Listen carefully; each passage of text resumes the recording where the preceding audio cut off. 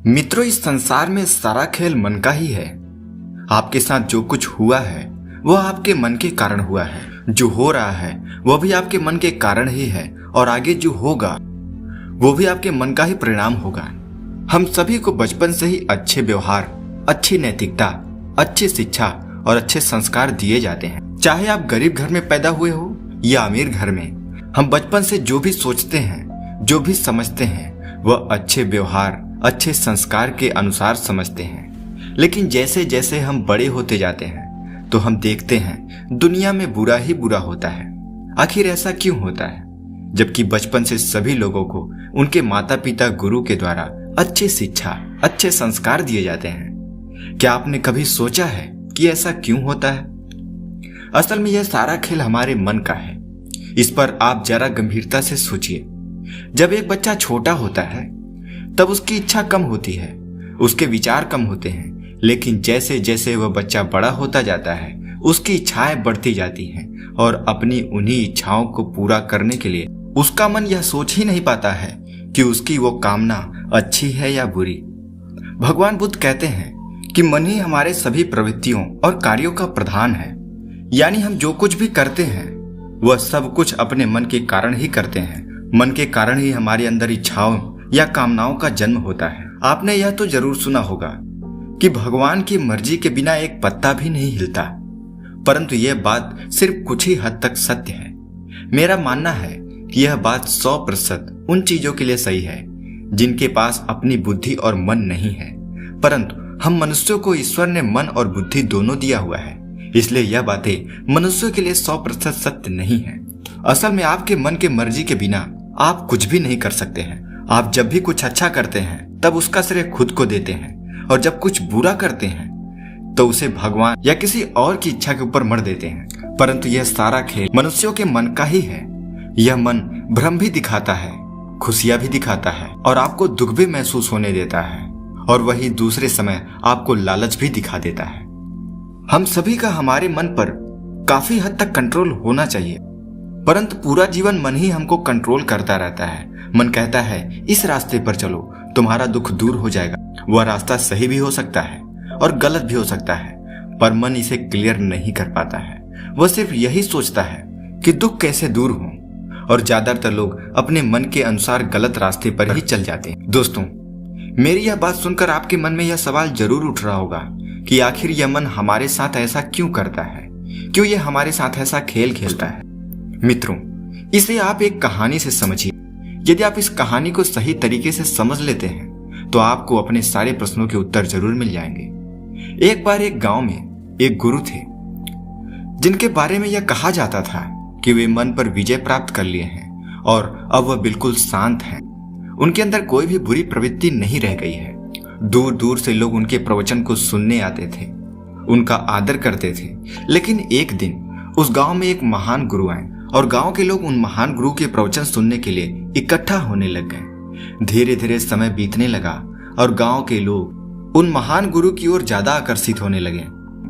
अब उन गांव के पुराने गुरु के पास कुछ ही लोग जाते थे और वे लोग कहते थे कि गुरुदेव, हम तो आपके भक्त हैं, और वो महागुरु महाढोंगी है, महाझूठा है।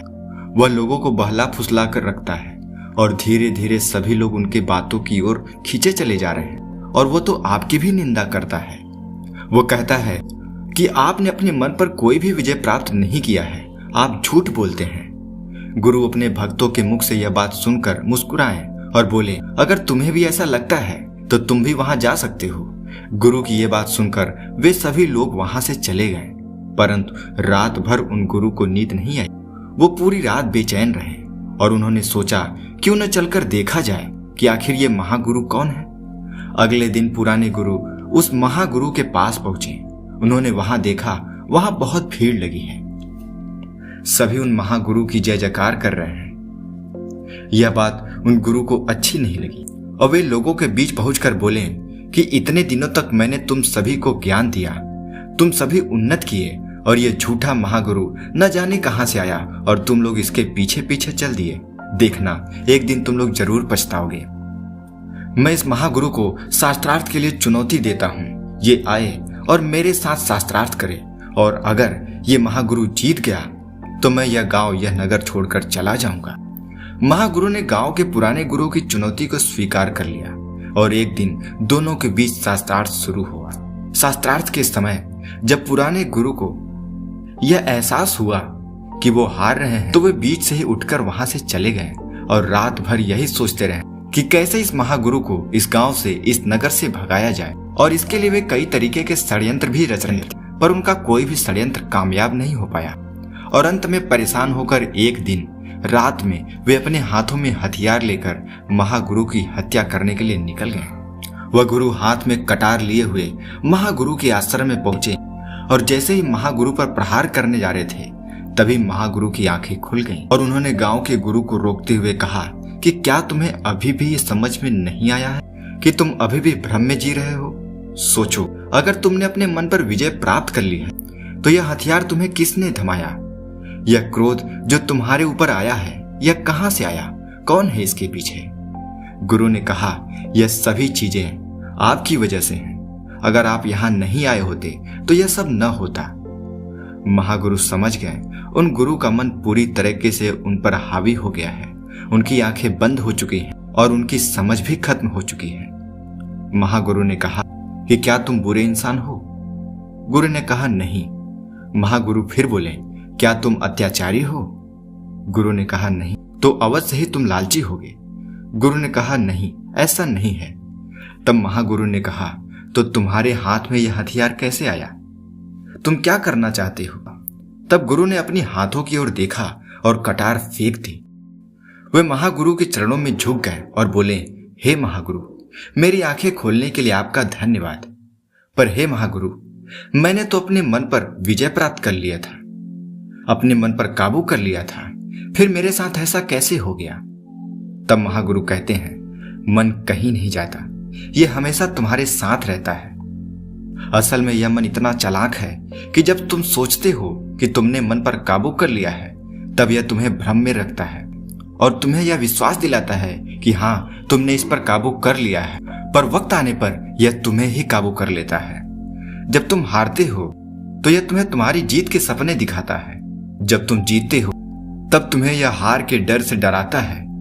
यह तुम्हें सफलता के लिए प्रेरित भी करता है और तुम्हें असफलता के डर से डराकर और भी बुरे कार्य करा लेता है। महागुरु की ऐसी बातें सुनकर वे पुराने गुरु कहें कि हे महागुरु, ये मन हमारे साथ ऐसा खेल क्यों खेलता है? वह हमें स्वतंत्र जीने क्यों नहीं देता? क्यों यह हमें नचाता रहता है? महागुरु ने कहा, यह मन दो धारी तलवार है और अगर तुम इसे चलाना नहीं जानते हो तब तुम इससे अपने आप को ही घायल कर लेते हो। देखो, तुम हो तो मन है, तुम नहीं तो मन नहीं। तुम्हारे अस्तित्व के लिए मन का होना आवश्यक है। बिना मन के तुम कुछ भी नहीं जान सकते हो, कुछ भी नहीं कर पाओगे, अज्ञानी ही रह जाओगे। और अगर तुम मन को सही तरीके से नहीं समझ सके तो भी तुम कुछ भी नहीं जान पाओगे, अज्ञानी की अज्ञानी ही रह जाओगे। लेकिन मन और बुद्धि के सही तालमेल से बहुत कुछ जान सकते हो, ज्ञान प्राप्त कर सकते हो। यह सब सुनकर गुरु ने महागुरु को धन्यवाद दिया और कहा कि आपने मेरी दोबारा से आंखें खोल दी है। आपका बहुत बहुत धन्यवाद। मित्रों, हम सभी अपने जीवन में सिर्फ मन के अधीन होकर ही सभी कुछ करते हैं। जो मन हमें बोलता है, बिना परिणाम के बारे में सोचे वही सब कुछ करते रहते हैं। अगर हम मन से ऊपर उठकर उसे जानने का प्रयास करें तो हम अपने लिए हर असंभव को संभव बना सकते हैं और अनेक तरह की परेशानियों से बच सकते हैं। असल में हमारे मन का कार्य हमारी इच्छाओं, हमारी कामनाओं की पूर्ति के लिए रास्ता दिखाना होता है। कोई कार्य अच्छा है या बुरा, सही है या गलत, कार्य को कैसे करना है, कैसे उसे पूरा करना है, यह काम मन का नहीं है। हमारा मन अच्छे और बुरे दोनों रास्ते को दिखाता है, पर आपको अपनी बुद्धि और समझ का प्रयोग करके अच्छे और बुरे, सही और गलत को पहचान करके निर्णय लेना होता है। और इसी तरीके से आपका लिया गया निर्णय आपके भविष्य में आने वाली परिस्थितियों का जन्मदाता होता है। दोस्तों, हमारा मन इतना शक्तिशाली है कि यदि आप इसे यूं ही अपने ऊपर कंट्रोल करने के लिए खुली छूट दे दोगे तो यह आपको हमेशा बर्बादी की ओर लेकर जाएगा, क्योंकि वहां आराम है, वासना है, लालच है।